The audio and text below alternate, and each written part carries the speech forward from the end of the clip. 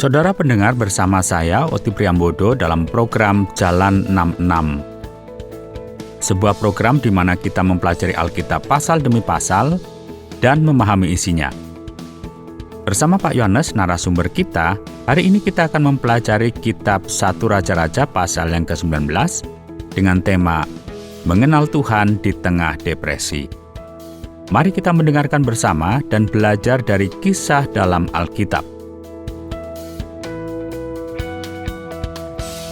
Puji Tuhan ya, kita masih diberi kesempatan untuk bersama-sama belajar kebenaran firman Tuhan.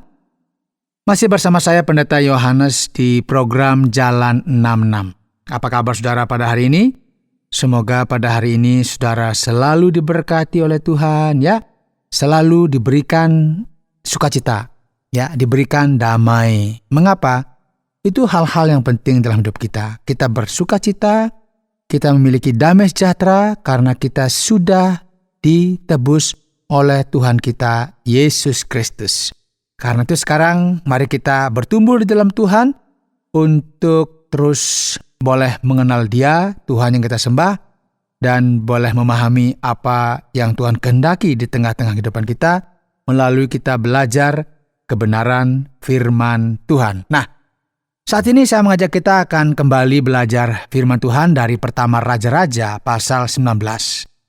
Dan sebelumnya kita sudah belajar bagaimana ada yang namanya pertarungan antara Elia dan nabi-nabi Baal, dan bagaimana Allah menunjukkan kuasanya, Allah yang hidup, Allah yang berkuasa, menunjukkan kuasanya di hadapan para nabi Baal, dan tentunya di hadapan seluruh rakyat Israel dan pemimpin mereka saat itu yaitu Ahab. Dan kita tahu Allah menurunkan api dari langit dan Tuhan mendengarkan doa dari Elia. Saudara yang dikasihi oleh Tuhan. Ini sesuatu yang sangat istimewa. Dan tentunya setelah pengalaman ini pastilah Elia, kalau saya, pasti bangga ya. Siapa dulu Tuhanku, kan begitu ya. Pasti kita senang dan kita akan ceritakan. Seandainya dulu ada media sosial, kita mungkin sudah buat story ya. Di WA kita tunjukkan foto begitu ya. Ini loh apinya turun lah, ini loh saya lagi ada di gunung. Kemudian semua orang lihat, wow luar biasa. Jadi mungkin seperti itu. Tapi karena pada waktu itu nggak ada media sosial, ya tidak ada publikasi, kecuali kita membaca di kitab suci. Itu pikiran saya. Tetapi apa yang kita baca di dalam Alkitab ternyata apa? Setelah kemenangan itu, tentunya Elia juga mengalami begitu banyak tekanan. Dia menjadi sangat stres. Coba kita perhatikan apa yang dituliskan di dalam kitab suci. Di dalam pertama Raja-Raja pasal yang ke-19. Maka Isabel menyuruh seorang suruhan mengatakan kepada Elia, beginilah kiranya para Allah menghukum aku. Bahkan lebih lagi daripada itu, jika besok kira-kira pada waktu ini aku tidak membuat nyawamu sama seperti nyawa salah seorang dari mereka itu. Saudara, ini maksudnya apa? Maksudnya karena Elia telah memerintahkan agar para nabi Baal itu dibunuh. Artinya Elia akan dibunuh juga sama seperti nabi Baal. Sehingga ini semacam ancaman yang diberikan oleh Isabel. Siapa Isabel? Itu istrinya Ahab. Jadi sang pramissuri ini kan sebenarnya orang yang gak percaya. Ahab kena pengaruh. Dan di sini kita melihat bagaimana peristiwa ini menjadikan Elia putus asa.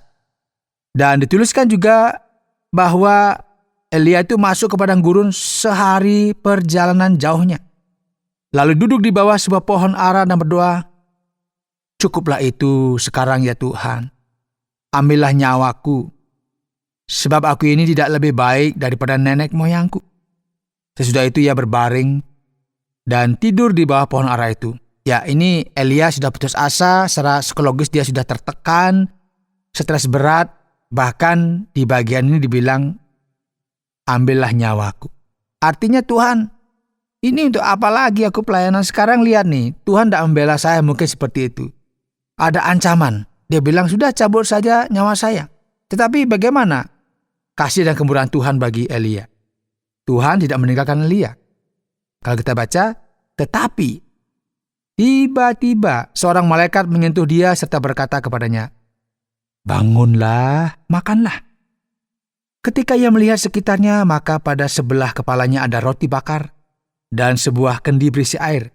Lalu ia makan dan minum, kemudian berbaring pula. Ini bisa kita bayangkan ya. Ini kan Elia dalam keadaan yang stres dan putus asa. Tiba-tiba dia dilayani oleh malaikat. Diberikan roti bakar yang terbaik di dunia. Katakanlah di oven surgawi. Ya seperti itu ya. Ini luar biasa. Tapi kemudian setelah dikasih makan, oh ya terima kasih. Tidur lagi. Kira-kira gimana? Ya, yang kita lihat di sini. Ini menandakan bahwa mau malaikat datang, mau apa saja, ya tidak peduli Elia karena dia merasa sudah lelah, depresi. Dan ini tentunya satu sikap yang saya lihat kalau kita baca di sini kemudian berbaring pula. Itu bicara mengenai dia sudah tidak ada selera lagi. Dia sudah tidak peduli lagi. Sekalipun katakanlah nih malaikat Tuhan datang, bahkan memberi dia makan, memberi dia kekuatan untuk dia bangun. Ya ini kan tujuannya apa? Supaya dia itu sehat. Ayo lakukan lagi pelayananmu. Dan dijelaskan juga di bagian kitab suci bahwa dia tertidur lagi.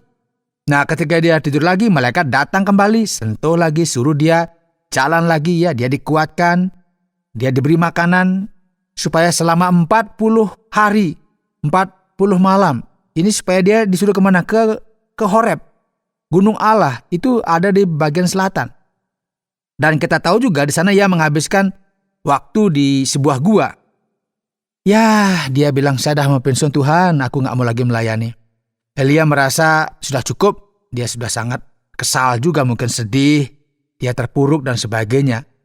Dan kita tahu kalau kita terpuruk, kita susah, kita kemana? Pasti cari tempat yang sepi. Nah ini Elia pergi kemana? Dia pergi menghabiskan waktu di sebuah tempat seperti gua begitu, dia diam di sana, dia putus asa, mengisolasi diri. Kita melihat di sini ya sekalipun dia putus asa, dia melarikan diri, ya puji Tuhan, Tuhan tetap mencari Elia.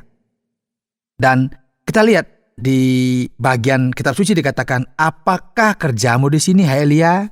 Elia ngapain di sini? Jadi rupanya Elia sedang diuji oleh Tuhan. Dan ketika Tuhan datang, dia bertanya, lagi ngapain di sini Elia? Dan tentunya Elia ini juga mendengar suara ini, dia biasa-biasa saja. Dia kesal juga. Dia bilang, aku bekerja segiat-giatnya bagi Tuhan, Allah semesta alam. Karena orang Israel meninggalkan perjanjianmu. Aku meruntuhkan mesbah-mesbah yang mereka bangun. Dan aku juga meruntuhkan sesuatu yang mereka bangga-banggakan. Aku membunuh nabi-nabi. Dan sekarang apa ya? Aku kok begini sekarang? Nah ini semacam keluhan yang dialami oleh Elia. Dan ini semacam orang yang sudah frustasi. Jadi Tuhan bertanya. Tetapi dia menjawab, aku bekerja segiat-giatnya bagi Tuhan, Allah semesta alam. Mengapa aku bekerja segiat-giatnya? Lihat. Karena orang Israel meninggalkan perjanjianmu. Karena mereka meruntuhkan mesbah-mesbahmu. Dan mereka juga membunuh nabi-nabimu dengan pedang. Dan sekarang Tuhan, ini loh cuman aku seorang diri yang masih hidup. Aku sudah hidup begini, sekarang mereka juga ingin mencabut nyawaku. Maksudnya itu Isabel. Ya, ini dibilang jujur saja. Ini sudah berakhir Tuhan, sudah tidak ada harapan lagi. Ngapain juga saya melayani, aku sudah tidak perlu lagi. Karena tidak lagi orang mempedulikan engkau dan aku seperti seakan-akan seorang diri. Aku yang masih tersisa, ini yang masih sisa saja sudah mau dibunuh. Aku sudah mau dihilangkan juga. Ini gimana? Tolong sekarang ini bagaimana? Solusinya kira-kira seperti itu. Ini yang saya katakan sebagai ada roh depresi yang sedang menyerang Elia. Ada rasa sakit, ada penderitaan yang dialami, dia mengeluh dan sebagainya. Dan puji Tuhan, Tuhan datang dan memberi kekuatan kepada dia.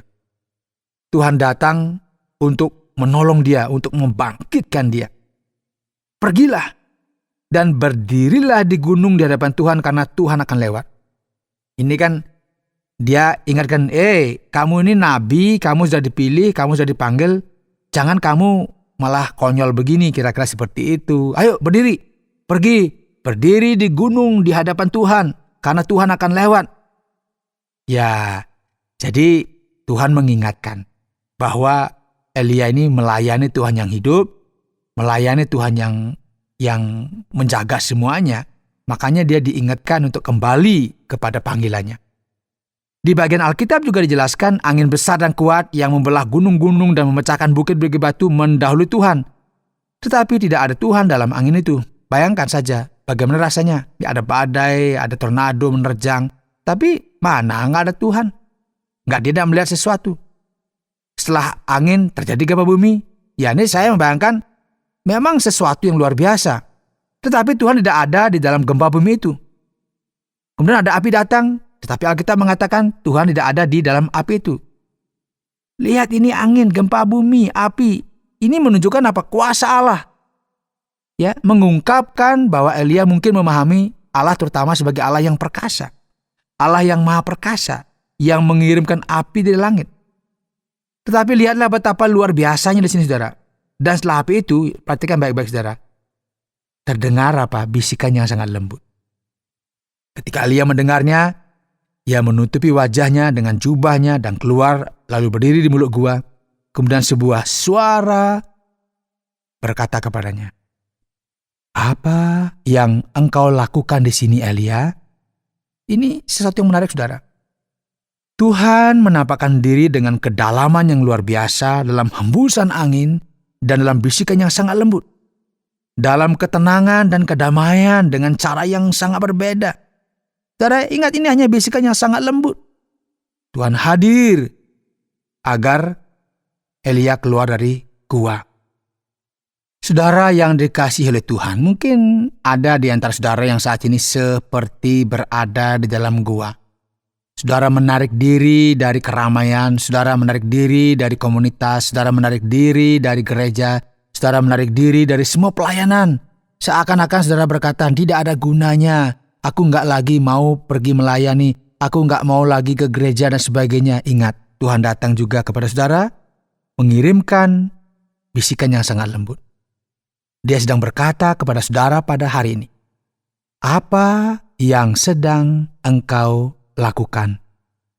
Saudara, Tuhan selalu memberikan kesempatan.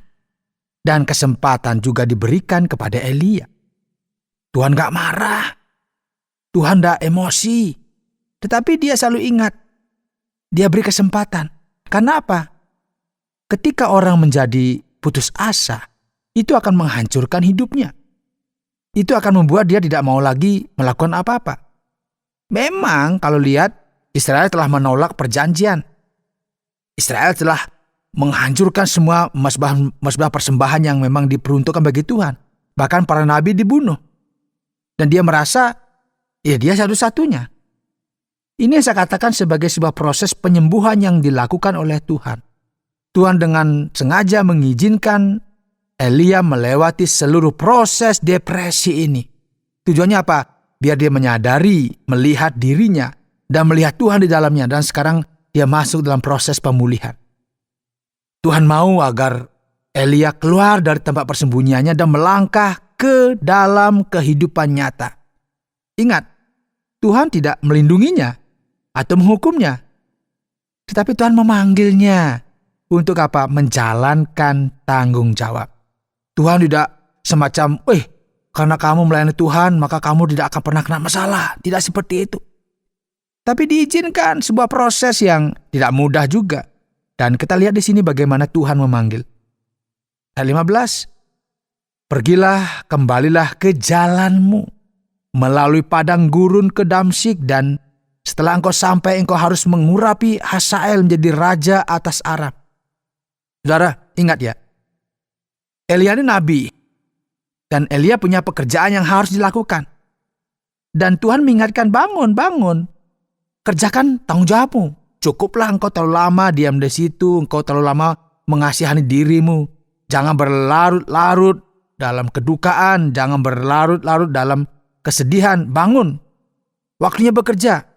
Ayo selesaikan semuanya. Ya, mungkin seperti itu. Kitab suci berlanjut, saudara, memberitahu Elia. Dikatakan, urapi juga Yehu sebagai Raja Israel. Urapi Elisa yang akan menggantikanmu sebagai nabi. Saudara, ingat ya, baik Yehu maupun Elisa ini memiliki misi penting di masa depan mereka. Dan perlu Anda ketahui, ada beberapa catatan yang diberikan di sini.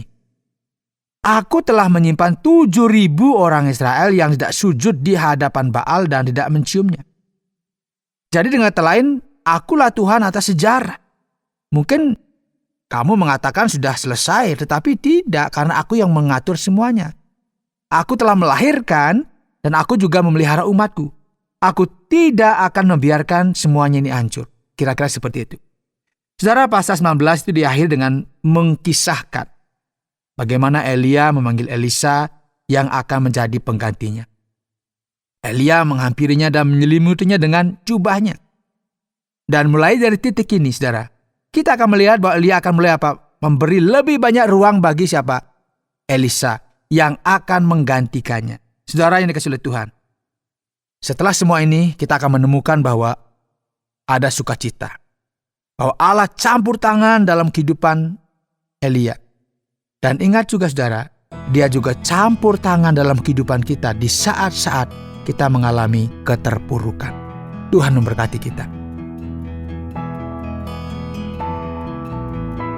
Anda sedang mendengarkan Jalan 66, program pelajaran Alkitab, dan saat ini kita sampai pada 1 Raja-Raja pasal yang ke-19. Saat ini kita sampai pada sesi tanya-jawab. Sebuah kisah yang sangat menarik.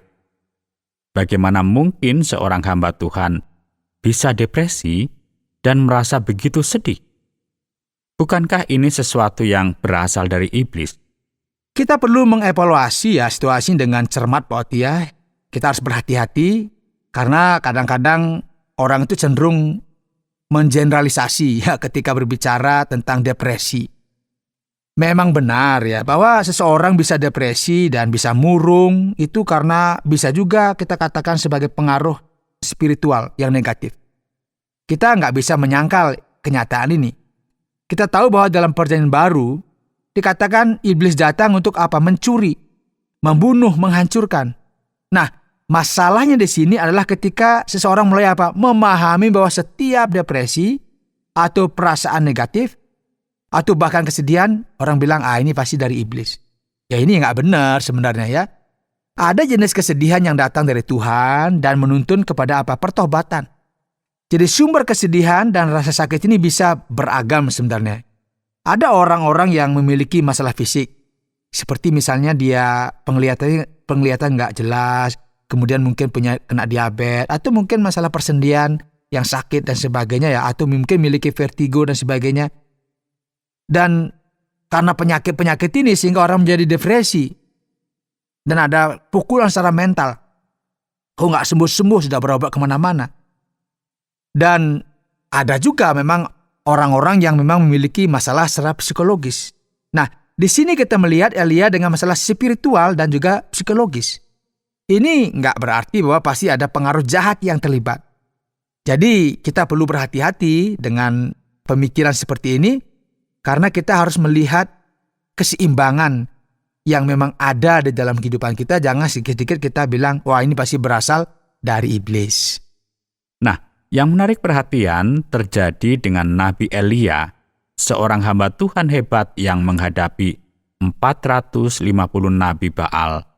Dan sekarang ia melarikan diri karena Isabel, istri Ahab. Mengapa ia melakukan hanya karena ancaman? Mungkinkah demikian? Memang mengejutkan, Pak Oti. Ya, kita perlu memahami realitas objektif ya yang perlu kita diskusikan ya. Isabel hanya seorang wanita Kanaan, tetapi dia juga seorang wanita dengan kekuasaan dan otoritas yang besar.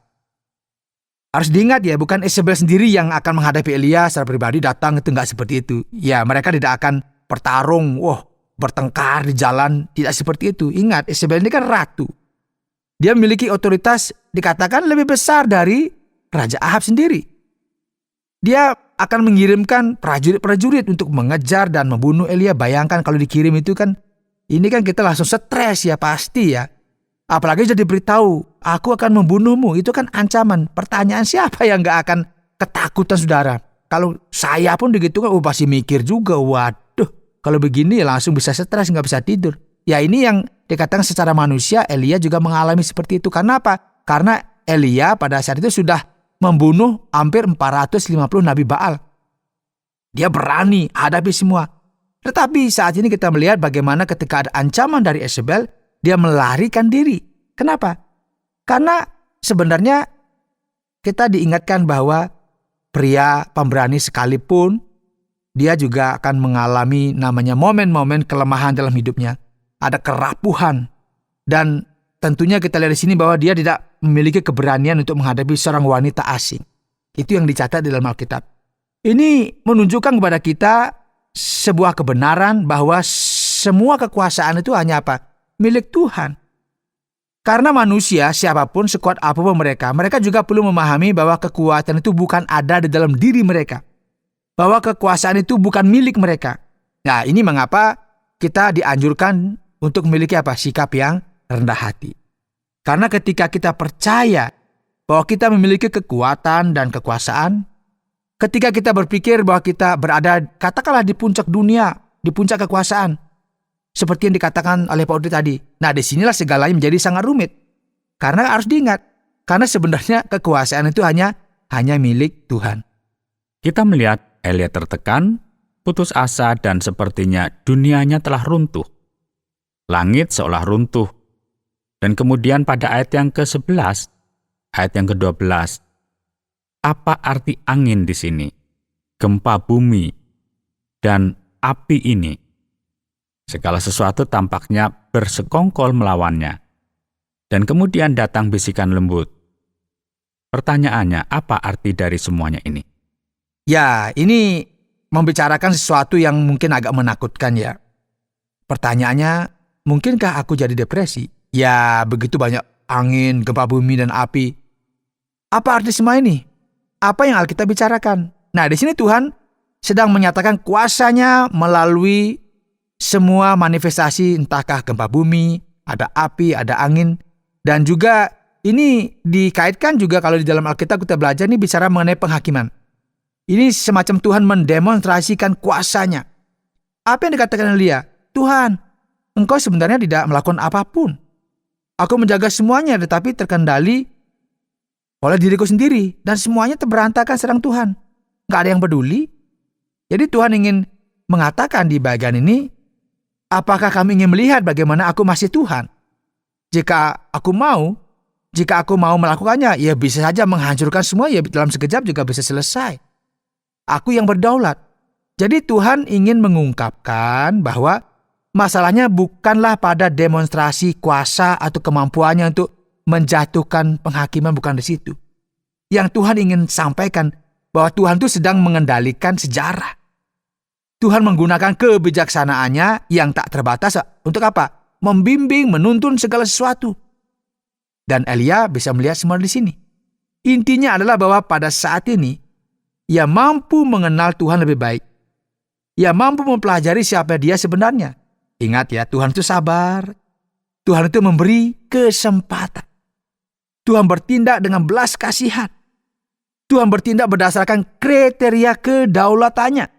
Dan Elia tentu saja mempelajari pelajaran berharga ini.